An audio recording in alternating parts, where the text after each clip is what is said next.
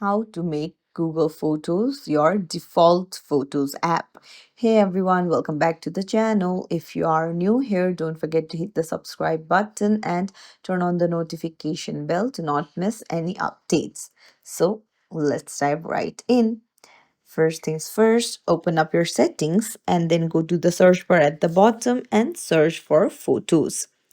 Now just go ahead and tap on Photos. And then what you need to do is you need to make sure that you toggle off iCloud Photos.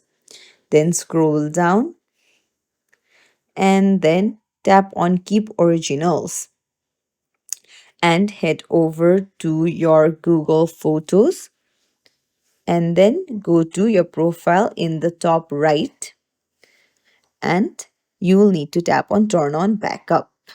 You can choose whether you want to save it in higher quality by tapping on original quality and confirm it. And that's it. It's as simple as that. If you found this tutorial helpful, don't forget to like the video and subscribe to our channel. Thank you for watching.